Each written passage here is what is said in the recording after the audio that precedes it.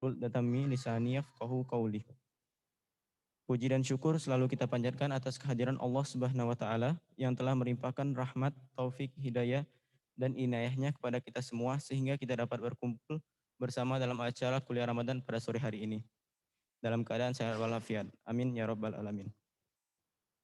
Tak lupa salawat serta salam kita junjungkan kepada Nabi besar kita, Nabi Muhammad Sallallahu Alaihi Wasallam beserta keluarga, sahabat, serta para pengikutnya sampai akhir zaman. Mudah-mudahan kita semua mendapatkan syafaatnya pula di yaumil akhir nanti. Amin, amin, amin ya rabbal alamin. Perkenalkan, saya di sini selaku pembawa acara untuk memimpin acara pada sore hari ini. Pertama-tama pembukaan. Marilah kita buka acara pada sore hari ini dengan melapaskan al-basmalah. Baiklah, selanjutnya saya akan menyampaikan biodata dari pemateri kuliah Ramadan pada sore hari ini. Nama Azgia Sapitri, tempat tanggal lahir Bengkulu 9 Desember tahun 2002, alamat Jalan Bypass Komplek CGC Palembang, Sumatera Selatan. Riwayat pendidikan formal 1 SDIT Al-Furqon Palembang, SMP Negeri 1 Palembang, Man Insan Cendekia Oki, dan Universitas Sriwijaya. Pengalaman organisasi Wakil Ketua OSIS SMP Negeri 1 Palembang, anggota Gerakan Hebat Anti Narkoba Palembang, serta Wakil Gubernur Keasramaan Man Insan Cendekia Oki. Baiklah, selanjutnya adalah penyampaian materi yang akan disampaikan oleh Kak Azgia Sapitri. Kepadanya dipersilakan.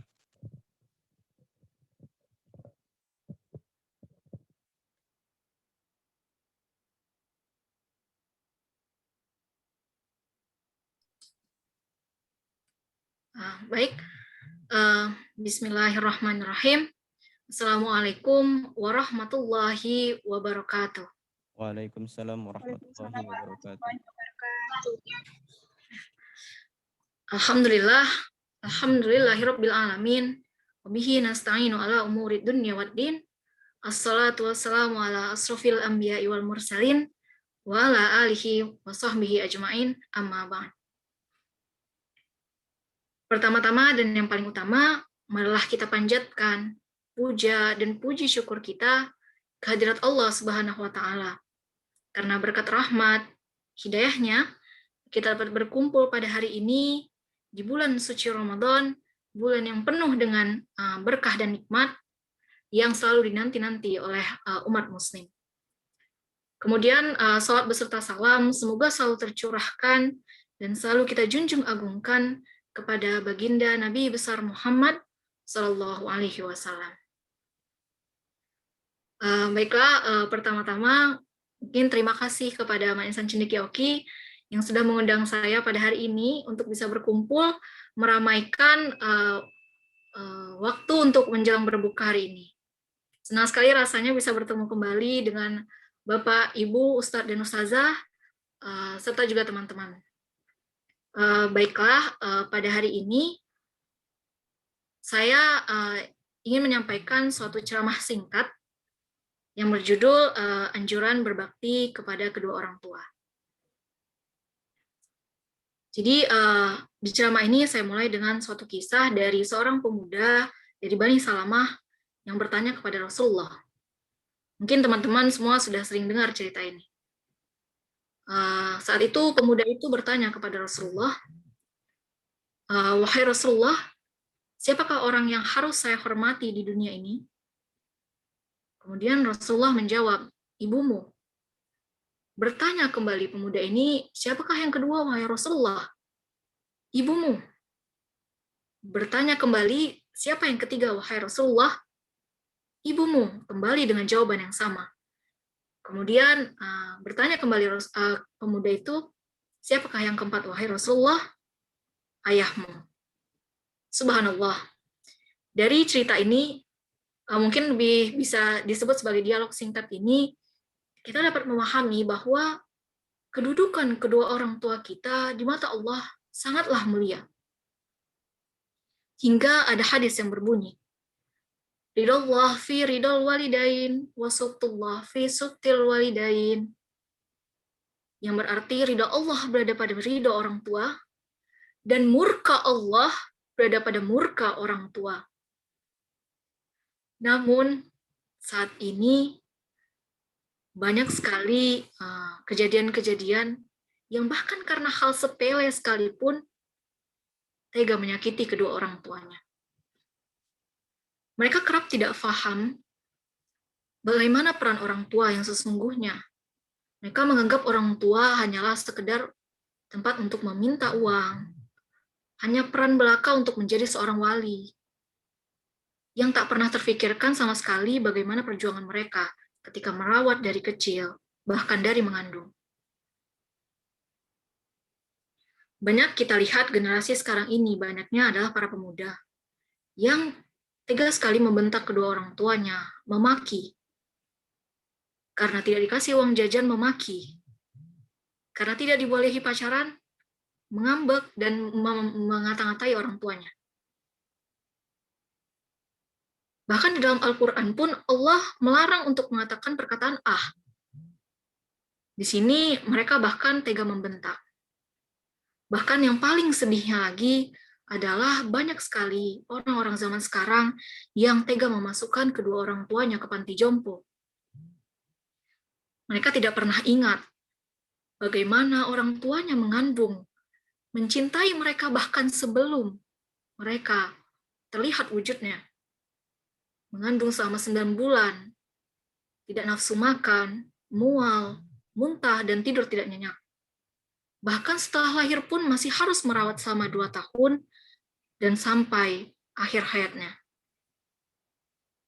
Dan bahkan yang paling parahnya lagi, banyak kita dengar sekarang ini di televisi, di radio, ataupun di media sosial, anak yang tega membunuh kedua orang tuanya. Nauzubillahi min dzalik. Padahal orang tuanya sangat menyayangi anaknya.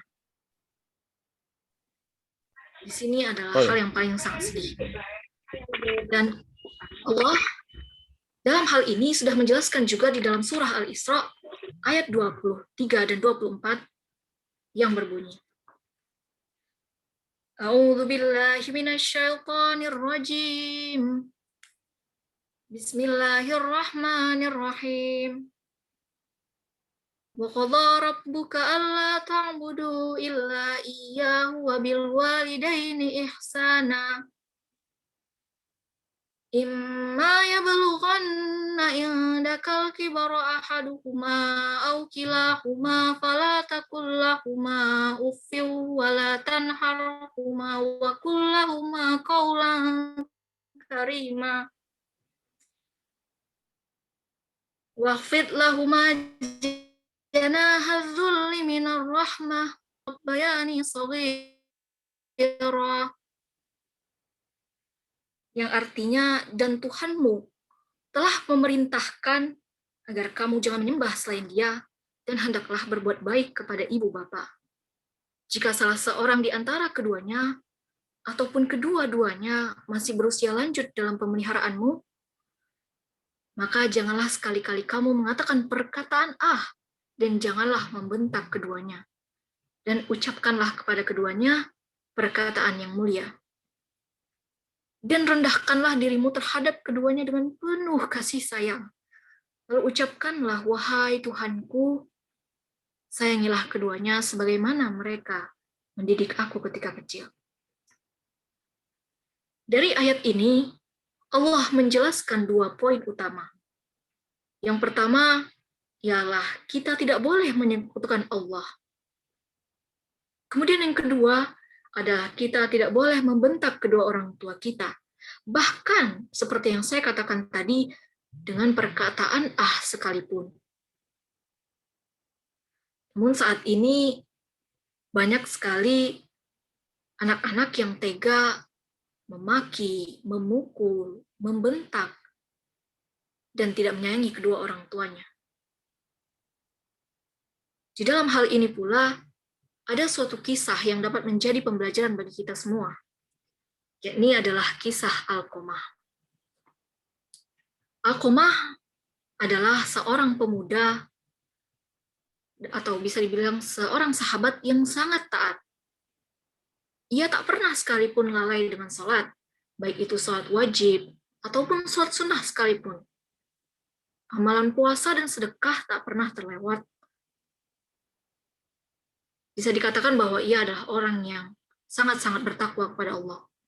Namun, ketika ia sakit keras, ketika ia berada di penghujung hayatnya, ia tak bisa mengucapkan kata la ilaha illallah. Kemudian karena ini, istrinya pun mengirim utusan kepada Rasulullah agar memberitakan bahwa suaminya sangat kritis dan sepertinya sedang menghadapi sakaratul maut. Kemudian setelah mendengar kabar ini, Rasulullah pun mengutus Ammar, Bilal, dan Syuaib untuk menjenguk Alqamah. Lalu menuntun Alqamah ini untuk mengucapkan kalimat tauhid la ilaha illallah. Namun berulang kali dicoba untuk dituntun, sama sekali tidak bisa. Alqamah tak bisa mengucapkan kata la ilaha illallah. Kemudian para orang yang diutus Rasulullah ini pun bingung. Akhirnya mereka memberitahukan hal ini kepada Rasulullah SAW. Beliau bertanya, Rasulullah bertanya kepada mereka, apakah di antara kedua orang tua dari Alqamah ini masih hidup? Kemudian akhirnya salah satu dari mereka menjawab, ada wahai Rasulullah, ibunya. Namun beliau sudah sangat sepuh. Akhirnya Rasulullah pun meminta, tolong temuilah ibunya, sampaikan untuk bertemu denganku. Jikapun tidak bisa, aku akan mendatanginya. Begitu kata Rasulullah. Lalu akhirnya utusan Rasulullah pun pergi menemui Ibu Alqamah. Hingga akhirnya Ibu Alqamah setuju untuk menemui Rasulullah. Dan ketika sampai beliau bertemu dengan Rasulullah, dia bertanya, baginda Nabi besar Muhammad itu bertanya, wahai Ibunda Alqamah, jujurlah kepadaku, bagaimana keadaan anakmu? Kemudian ibunya menjawab, ya Rasulullah, anakku itu sangat rajin. Anakku itu rajin puasa, rajin bersedekah juga, wahai Rasulullah. Kemudian bertanya Rasulullah, lantas bagaimana perilakunya terhadapmu? Bagaimana keadaanmu kepadanya? Akhirnya ibunya menjawab, ya Rasulullah, aku tidak suka kepadanya. Ia lebih mementingkan istrinya, semenjak menikah ia tak pernah menemuiku lagi. Ia menjadi durhaka kepadaku, ya Rasulullah. Akhirnya Rasulullah pun sadar bahwa murka dari Ibunda Alqamah inilah yang menghalangi Alqamah untuk mengucapkan kata la ilaha illallah. Kemudian Rasulullah pun akhirnya berkata kepada Bilal, wahai Bilal, kumpulkanlah kayu bakar sebanyak-banyaknya. Mendengar ini, Bunda Alqamah pun bertanya, karena ia bingung. Tadi sedang membicarakan anaknya, mengapa tiba-tiba meminta kayu bakar. Lalu bertanya, untuk apa ya Rasul? Kemudian Rasulullah menjawab, aku akan membakar Alqamah. Seperti halnya ibu yang mencintai anaknya. Dan merasa tidak tega, ia berkata, wahai Rasulullah, dia itu anakku. Walaupun ia sudah durhaka kepadaku, hatiku tetap tak tega melihatmu membakar tubuhnya. Apalagi itu dilakukan di depan mataku sendiri. Begitu kata Ibunda Alqamah. Kemudian akhirnya Rasulullah menjawab, wahai Bunda Alqamah, azab Allah itu lebih berat dan lebih kekal. Jika kau ingin Allah mengampuninya, maka ridhoilah dia. Demi zat yang menggenggam jiwaku, salat, puasa, dan sedekah Alqamah tak akan ada manfaatnya selama engkau masih murka kepadanya.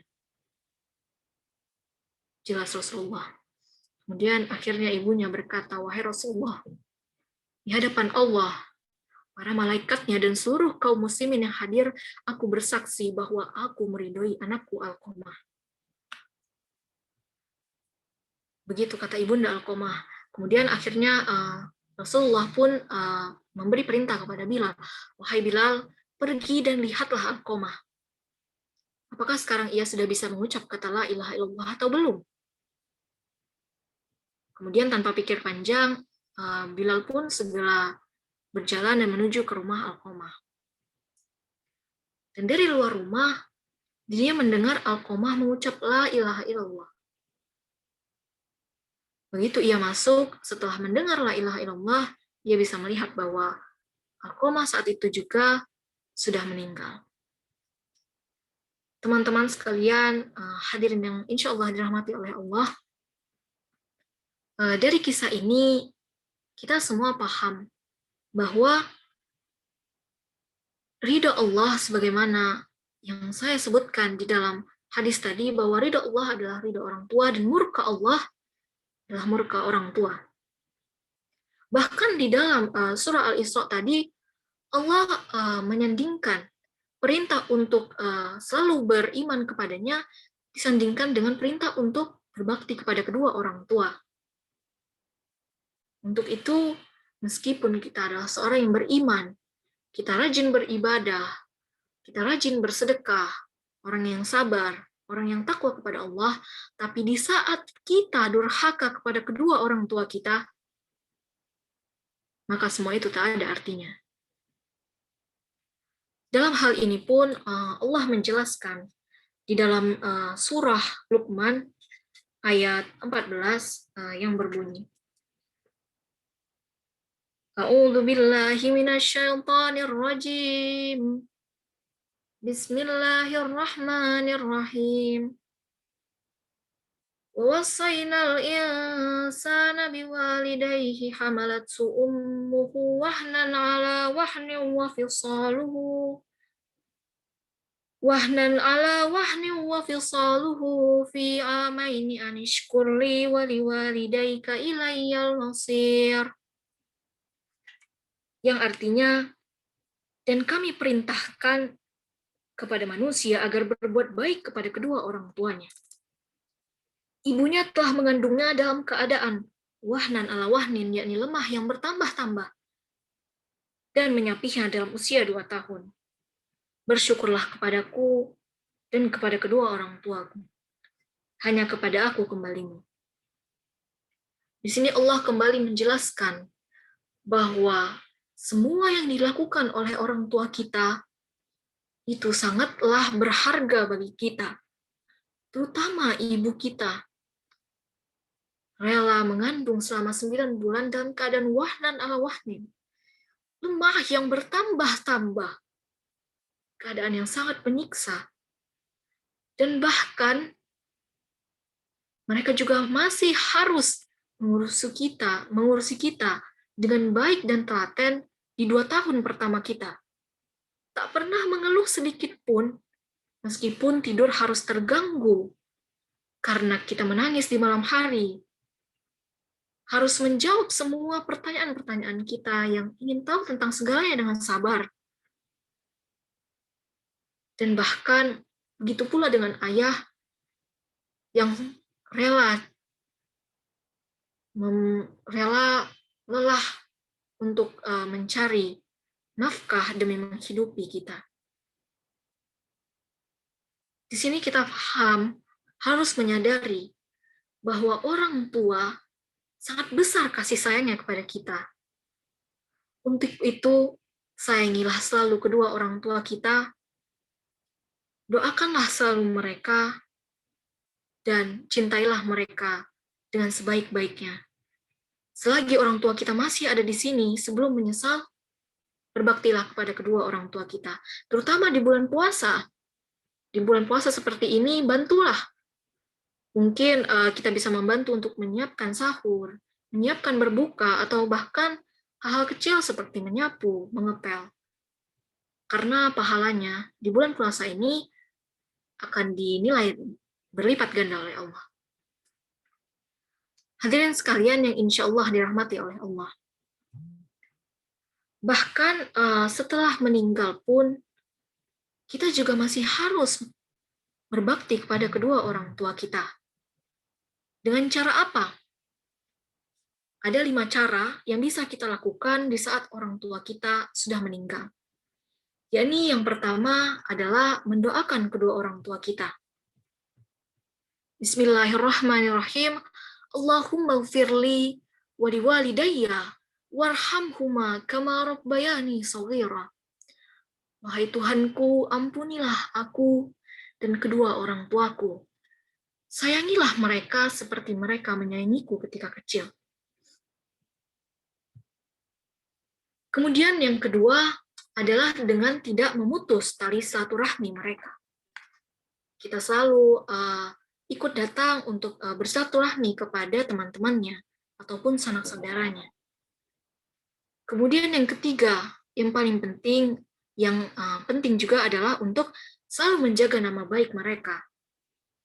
Meskipun orang tua kita sudah tidak ada, jangan pernah sekali-kali pun menjelek-jelekkan mereka. Jagalah selalu nama baik mereka. Kemudian yang keempat adalah dengan memuliakan teman-teman mereka semuanya. Hadirin sekalian yang insya Allah dirahmati oleh Allah. Dari ceramah yang saya sampaikan, dapat kita ambil kesimpulan bahwa orang tua kedudukannya sangat mulia di mata Allah. Bahkan orang tua sudah sangat mengorbankan lelah mereka di waktu kita kecil adalah untuk merawat kita. Dan sekarang banyak kejadian yang di panti jompo atau bahkan tidak sabar dengan kedua orang tua mereka yang sudah letih dan tak mau mengurusnya. Padahal ketika kecil saat kita bertanya apapun, di sekeliling kita orang tua kita akan akan menjawab dengan sabar hingga kita mengerti tentang apapun. Kemudian bagaimana mungkin ketika kita besar, di saat kita sudah bekerja, di saat kita fokus dengan profesi kita tak ingin merawat mereka. Misalnya ada orang tua yang sudah sakit-sakitan, tidak bisa berdiri dari tempat tidurnya, atau bahkan sudah tidak mampu lagi untuk berbicara. Di sini ada beberapa orang yang tak sabar menghadapinya sehingga memasukkan kedua orang tuanya ke panti jompo. Ini sungguh miris sekali. Untuk itu, kepada teman-teman semua yang hadir pada hari ini, marilah kita semua menyayangi kedua orang tua kita. Sebelum orang tua kita meninggal, sayangilah mereka. Bahkan ketika meninggal pun, tetap berbaktilah kepada mereka. Jangan sampai menyesal. Mungkin hanya itu yang dapat saya sampaikan. Kurang lebihnya saya mohon maaf, dan kepada Allah saya mohon ampun. Akhirul kalam, wabillahi taufiq wal hidayah. Wassalamualaikum warahmatullahi wabarakatuh. Waalaikumsalam warahmatullahi wabarakatuh.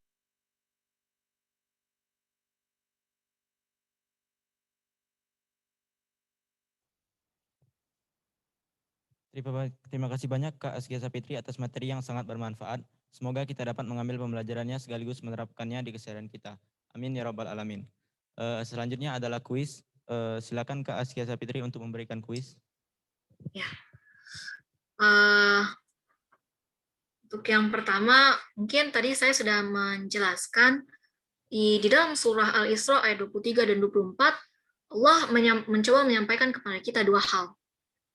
Mungkin bisa teman-teman jawab apa dua hal yang coba Allah sampaikan dari surah Al-Isra tersebut. Kak Imelda mau jawab. Ya, silakan. Yang pertama, kita tidak boleh menyekutukan Allah. Dan yang kedua, tidak boleh membentak orang tua dan dengan mengatakan Ya, benar. Ya, saya langsung lanjut ke pertanyaan kedua.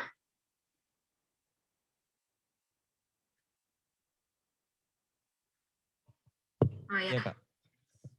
Tadi saya ada menyebutkan di akhir, sebelum saya sebutkan kesimpulan, ada 4 cara yang bisa kita lakukan untuk berbakti kepada kedua orang tua kita saat mereka meninggal dunia. Mungkin bisa disebutkan 4 hal tersebut.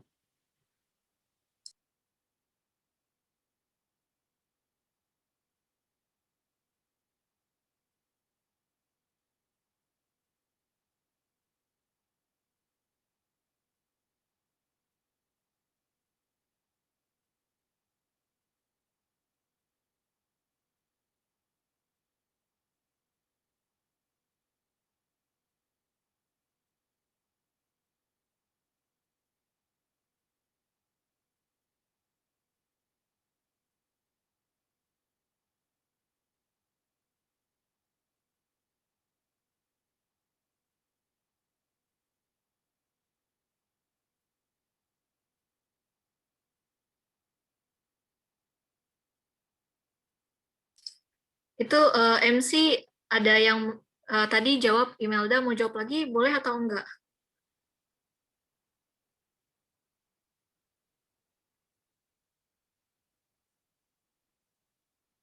Kak. Boleh ya? Ya, silakan Imelda. 4 cara. Yang pertama yaitu mendoakan orang tua, yang kedua mengunjungi atau menjaga tali silaturahmi dengan sanak saudara, yang ketiga menjaga nama baik, yang keempat memuliakan teman-temannya. Ya, benar. Terima kasih. Baiklah, dengan berakhirnya kuis tadi, sampailah kita di penghujung acara kuliah Ramadan pada sore hari ini. Semoga Allah Subhanahu wa taala selalu melimpahkan rahmat, taufik, hidayah dan inayahnya kepada kita semua. Untuk menutup acara ini, marilah kita melapaskan alhamdulillah. Terima kasih atas perhatiannya. Saya selaku pembawa acara undur diri. Mohon maaf bila ada kesalahan kata. Kepada Allah saya mohon ampun. Wabillahi taufiq wal hidayah. Wassalamualaikum warahmatullahi wabarakatuh. Waalaikumsalam warahmatullahi. Terima kasih semuanya. Terima kasih, Kak. Ya, sama-sama. Terima kasih, Kak. Ya, sama-sama. Terima kasih, Kak. Saya izin live ya. Ya, Kak.